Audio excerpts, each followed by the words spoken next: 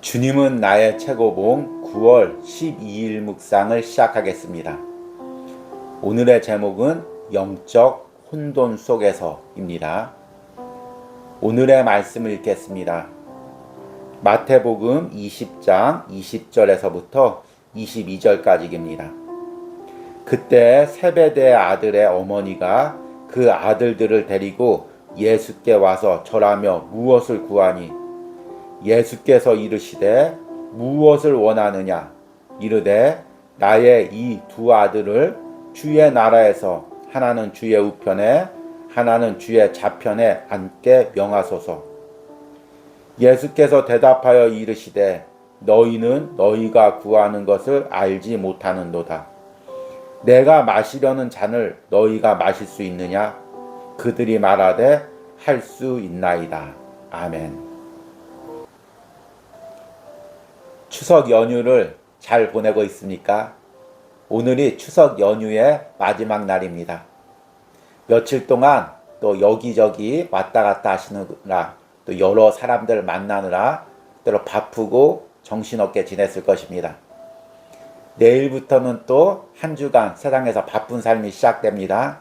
오늘 하루 묵상하면서 주님과 깊게 만나면서 세상에서 살아갈 영적 은혜를 충전하시기 바랍니다. 오늘의 묵상의 제목은 영적인 혼돈 속에서입니다. 우리가 신앙생활하면서 어느 순간은 내가 하나님에 대해서 분명히 알고 하나님이 내 인생을 향한 뜻도 분명히 안다고 확신을 가질 때가 있습니다. 그런데 내가 그렇게 확신하고 자만하는 순간 사실은 나는 하나님에 대해서도 하나님의 섭리에 대해서도 모르고 있는 것입니다. 내가 하나님에 대해서 확실히 알려면 나를 향한 하나님의 뜻을 확실히 알려면 영적인 혼돈의 기간을 지나쳐야 됩니다. 그래서 내가 생각했던 하나님에 대해서 내 인생에 대해서 한 차례 혼돈이 온 후에 내 생각이 깨어지고 하나님의 뜻을 온전히 알 수가 있는 것입니다. 오늘 읽은 말씀에서는 세베대 아들들의 어머니가 등장합니다. 여기서 세베대 아들들이란 예수님의 제자인 야고보와 요한을 가리킵니다. 야고보와 요한의 어머니는 아들들을 데리고 예수님께 무릎 꿇고 요구를 합니다. 예수님께서 왕국을 이루실 때, 왕이 되실 때 오른편에는 내 아들을, 왼편에도 내 아들을 세워주시옵소서 이렇게 요구합니다. 그러자 예수님께서 너희는 너희가 구하는 것을 알지 못하는도다 라고 말씀하십니다. 야고보와 요한의 어머니 그리고 야고보와 요한까지 또 확신이 있었습니다. 예수님이 왕이 될 것이고 예수님이 왕이 되면 그 옆자리를 아들들이 차지하는 것, 자신이 차지하는 것, 이것이 하나님 뜻이라는 분명한 확신들이 있었습니다. 그러나 예수님께서 이렇게 말씀하실 때 그리고 그들이 예수님의 십자가의 죽음과 부활을 거친 후에 얼마나 많은 영적 혼란을 경험했겠습니까? 그런데 그 혼란을 경험한 후에서야 야고보와 요한은 진정한 예수님의 제자가 된 것입니다. 우리들도 마찬가지입니다. 내가 신앙생활하면서 이것이 하나님 뜻이다. 하나님이 나를 이렇게 사용하신다. 우리 가정을 이렇게 이끄신다. 확신이 있었을 것입니다. 그런데 어느 순간 그 확신들이 다 흐트러지고 전혀 내가 예상치 못한 방향으로 내 인생을 인도하시는 하나님의 손길을 느낄 때가 있습니다. 그때가 우리가 혼돈을 느낄 때입니다. 그러나 그 혼돈 속에서 좌절하거나 낙심하지 말고 고요히 하나님의 뜻을 찾는 것입니다. 주님의 뜻을 찾는 것입니다. 그러면 다시금 주님의 뜻을 붙잡을 수가 있습니다. 여러분들이 신앙의 혼란을 느끼고 있다면 오늘 묵상을 통해서 다시금 하나님의 뜻을 찾는 은혜가 있길 바랍니다. 오늘의 묵상입니다. 영적인 삶에 혼돈이 있을 때가 있습니다. 혼돈이 아예 없을 수는 없고 이는 옳고 그름의 문제도 아닙니다. 혼돈은 하나님께서 당신이 이해할 수 없는 곳으로 당신을 데리고 가시는 것입니다.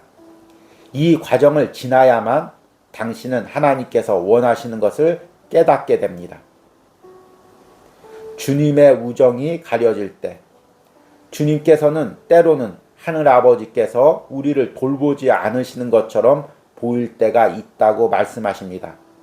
이때 당신은 하나님이 매우 불친절한 친구라고 생각하겠지만 그렇지 않습니다. 때가 되면 모든 것이 설명될 것입니다. 마음을 다하는 진정한 우정에도 구름이 낄 때가 있으며 종종 사랑 자체도 더 풍성한 사귐의 축복을 위해 고통과 눈물 속에서 기다려야 할 때가 있습니다. 하나님이 철저하게 가려져 보이지 않아도 당신은 주를 향한 확신을 유지할 수 있습니까? 주님의 아버지 되심에 그늘이 덮일 때, 예수님께서는 당신의 하늘 아버지께서 매우 이상할 정도로 냉담하고 무관심한 것처럼 보이실 때가 있다고 말씀하십니다. 그러나 그분은 그렇지 않습니다. 구하는 이마다 받을 것이요. 지금 그늘이 가려져서 하나님 아버지의 얼굴을 볼 수 없더라도 그분께서 왜 이 모든 것을 허락하셨는가를 밝히 드러내고 알려주실 것을 확실하게 믿고 주께 매달리십시오. 주님의 신실하심에 의혹이 생길 때, 그러나 인자가 올 때 세상에서 믿음을 보겠느냐? 어떤 혼돈에도 불구하고 주님만 의지하는 믿음을 가졌습니까? 하나님이 하시는 일을 이해할 수 없는 그러한 상황에서도 예수님께서 말씀하신 것이 진실임을 믿는 가운데 굳건히 서십시오. 하나님께서는 당신이 구하는 특별한 것들보다 당장 해결해야 할 훨씬 더 큰 문제들이 있습니다. 아멘. 오늘 묵상은 영적 혼돈이라는 주제로 저자인 오스왈드 챔버스가 생전에 한 설교 내용입니다. 그것을 오스왈드 챔버스 사후 그의 아내인 비리 챔버스가 아주 짧게 요약한 것입니다. 그래서 오늘 묵상에는 3편의 성경 내용이 들어져 있습니다. 저자는 그 본문들을 통해서 우리 주님을 친구, 또 하늘에 계신 아버지, 신뢰할 만한 재판장으로 비유합니다. 우리가 신앙생활할 때 때로는 우리 주님이 나의 친구이고 하늘 아버지이고 신실하신 재판장님을 믿고 나가는데 그것이 혼란스러울 때, 그 믿음이 흔들릴 때가 있다는 것입니다. 그때 우리는 어떻게 해야 될까요? 묵상을 통해서 이 3가지의 경우 중에서 내가 흔들리고 있는 부분이 무엇인지를 생각해 보시기 바랍니다. 첫 번째는 주님의 우정이 가려질 때입니다. 이 묵상은 누가복음 11장 5절에서 8절을 본문으로 묵상하고 있습니다. 세상 친구에게 떡 3덩어리만 달라고 해도 세상 친구가 그 요구를 들어준다는 것입니다. 그런데 하나님 아버지는 우리의 친구가 되주셔서 우리와 동행해 주시고 우리의 작은 신음과 요구까지도 들어주신다는 것입니다. 그런데 이런 믿음이 때로는 흔들릴 때가 있다는 것입니다. 때로는 하나님이 내 옆에 없는 것 같고 나와 다정하게 동행하는 것이 느껴지지 않을 때가 있다는 것입니다. 그러나 저자는 이 시기를 우리가 참고 인내하면 나중에서 하나님의 모든 뜻과 계획과 섭리를 알게 된다고 이야기하고 있습니다. 때가 되면 모든 것이 설명될 것입니다. 마음을 다하는 진정한 우정에도 구름 낄 때가 있으며 종종 사랑 자체도 더 풍성한 사귐의 축복을 위해 고통과 눈물 속에서 기다려야 할 때가 있습니다.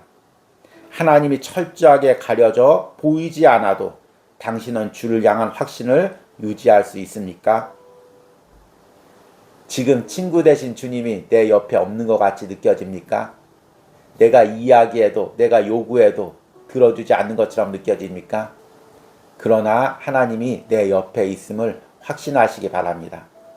지금도 그분은 나의 작은 신음과 아픔에 같이 아파하시고 또 우리의 기도를 들어주고 있습니다. 확신으로 걸어가시기 바랍니다.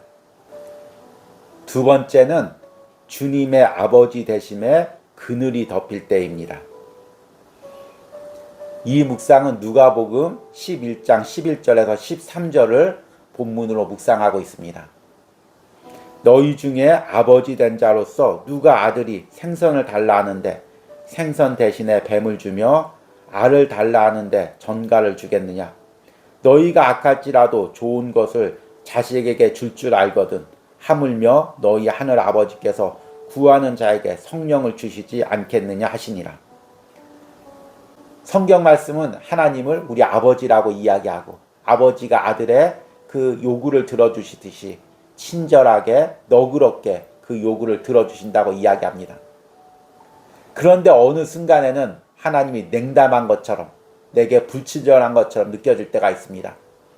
다른 사람의 기도는 잘 들어주시는데 다른 사람은 잘 축복해 주는데 내 기도만 들어주지 않고 내게 어려움을 주는 것처럼 느껴질 때가 있습니다.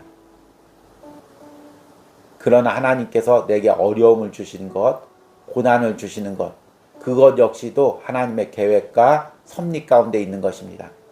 우리가 이 어려움을 잘 참고 인내하면 나중에 그 하나님의 더 큰 사랑을 깨닫게 될 것입니다. 저자가 이렇게 이야기합니다. 예수님께서는 당신의 하늘 아버지께서 매우 이상할 정도로 냉담하고 무관심한 것처럼 보이실 때가 있다고 말씀하십니다. 그러나 그분은 그렇지 않습니다. 구하는 이마다 받을 것이요. 지금 그늘이 가려져서 하나님 아버지 얼굴을 볼 수 없더라도 그분께서 왜 이 모든 것을 허락하셨는가를 밝히 드러내고 알려주실 것을 확실하게 믿고 주께 매달리십시오. 세 번째는 주님의 신실하심에 의혹이 생길 때입니다. 이 묵상은 누가복음 18장의 과부와 재판관의 비유를 통해서 묵상하고 있습니다. 과부가 재판관에게 계속 요구할 때 재판관이 귀찮아서 그 억울함을 풀어준다는 것입니다. 그런데 우리가 신앙생활하고 인생을 살다 보면 하나님께서 내 억울함을 풀어주지 않을 때가 있습니다.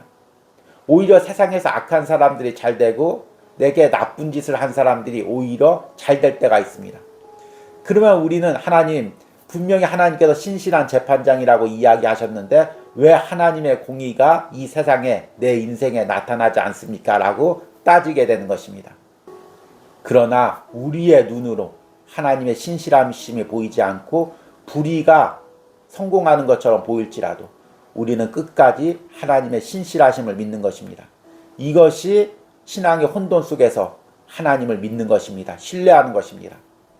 저자가 이렇게 이야기합니다. 그러나 인자가 올 때 세상에서 믿음을 보겠느냐? 어떤 혼돈에도 불구하고 주님만 의지하는 믿음을 가졌습니까? 하나님이 하시는 일을 이해할 수 없는 그러한 상황에서도 예수님께서 말씀하신 것이 진실임을 믿는 가운데 굳건하게 서십시오. 때로는 우리는 하나님이 하시는 일을 이해할 수 없을 때가 있습니다. 그럼에도 불구하고 하나님이 실수하지 않는 분이라는 것을 확실히 믿고 신뢰하는 것입니다. 그것이 혼돈 속을 걸어가는 우리의 신앙의 자세입니다. 오늘 묵상을 통해서 예수님이 친구인 것이 의심스러울 때, 내 옆에 계신 것이 의심스러울 때, 또 예수님께서 내 기도를 들어주시는 하늘 아버지인 것이 의심스러울 때, 마지막으로 예수님께서 내 삶의 공의로운 재판장인 것이 의심스러울 때, 세 가지 부분을 묵상했습니다. 여러분은 이 세 가지 부분 중에서 어떤 부분에서 혼란을 느끼고 있습니까? 앞에서 이야기한 것처럼 오늘은 추석 연휴의 마지막 날입니다. 내일이면 또 혼돈스러운 세상 속으로 나갈 것입니다.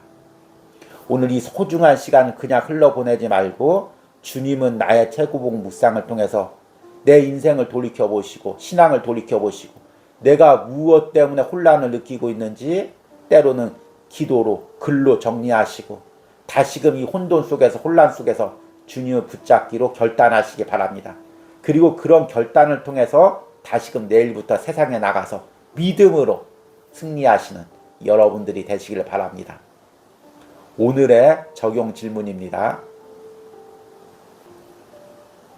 오늘 묵상에서 주님을 친구로서, 아버지로서, 재판장으로서, 신뢰하는 믿음 중에서 지금 내가 가장 흔들리며 혼란을 겪고 있는 부분은 무엇입니까? 이 부분을 기도로 아뢰고 다시금 주님을 신뢰하시기를 기도하시기 바랍니다. 우리 기도하겠습니다. 주님, 당신이 나의 친한 친구입니다. 주님, 당신이 나의 하늘 아버지입니다. 주님, 당신이 나의 삶을 항상 책임져 주시는 공의로운 재판장이십니다. 그러나 주님, 때로는 세상을 살 때 친구 대신 내 주님이 옆에 보이지 않고 주님이 내 기도를 들어주시지 않는 것 같고 때론 공의로 재판하는 것 같이 느껴지지 않아 내 신앙에 혼란을 느낄 때가 있습니다. 그러나 오늘 묵상을 통해 이 혼란을 다시금 주님께 아뢰입니다. 주님, 인간의 작은 생각으로 한순간 한 장면만 보고 내가 주님을 판단했습니다. 내 인생을 영원 전부터 영혼까지 이끌고 가는 주님의 커다란 섭리를 영적인 눈으로 볼 수 있게 하여 주시옵소서. 그리고 어떤 상황, 어떤 환경 속에서도 끝까지 주님을 신뢰하며 주님과 동행하는 삶을 살 수 있도록 함께하여 주시옵소서. 오늘 주님은 나의 최고봉을 묵상하는 모든 심령들이 오늘 묵상을 통해서 모든 신앙의 혼란들을 잘 정리하고 내일부터 혼란스러운 세상에서 흔들리지 않고 믿음으로 살아갈 수 있는 은혜를 허락하여 주시옵소서. 예수님의 이름으로 기도했습니다. 아멘.